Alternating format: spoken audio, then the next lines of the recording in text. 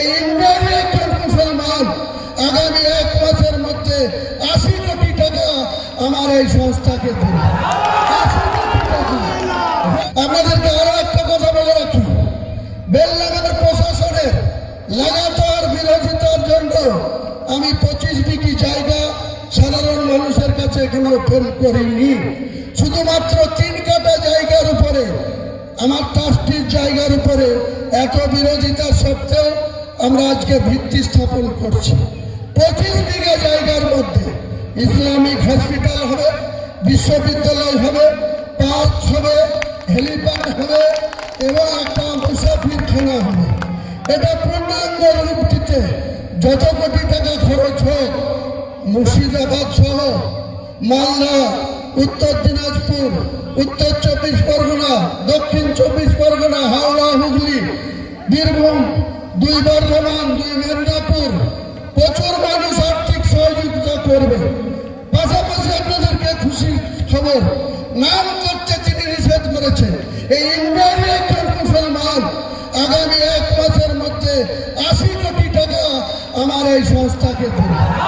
80 কোটি টাকা তার কোম্পানি থেকে 80 কোটি টাকা আমাদের এই সংস্থাকে তিনি বাবরি মসজিদ এবং আমার ট্রাস্টিকে সহযোগিতা করবে। ইনশাআল্লাহ টাকার কোনো অভাব হবে না। রাজ্য সরকারের কোনো দয়ার দরকার নেই। রাজ্য সরকারের টাকায় আমি মসজিদ করব না, তাতে মসজিদের পবিত্রতা নষ্ট হবে। এটা আমি কোনো মতে গ্রহণ করব না। এটাই হচ্ছে আমার মূল উদ্দেশ্য। আপনারা চুপচাপ থাকুন, শান্তভাবে থাকুন। যারা বাইরে থেকে এসছেন তারা আমাদের ভলেন্টিয়ারদের সাথে যোগাযোগ রাখবেন। তারা আপনাদের সামান্য লাঞ্চের বা বিরিয়ানির প্যাকেট দেবে। লোকাল ভাইদের অনুরোধ করে বলবো, এত লোককে আমি আপনাদের কোনো আতিথেয়তা আপ্যায়ন করতে পারবো না, আমাকে ক্ষমা করবেন। পরে একদিন খাওয়া দাওয়ার প্রতিযোগিতা হবে, দরকার হলে 10 লাখ লোক ডেকে খাওয়া দাওয়া করবো, সেদিনকে আপনারা খাবেন। আজকে আপনারা একটু, আমরা যেমন রোজা রাখি সেরকম লোকাল লোক, জেলার লোক, বিভিন্ন ব্লক থেকে আসা লোক আমার কথাটা মেনে নেবেন, সহযোগিতা করবেন।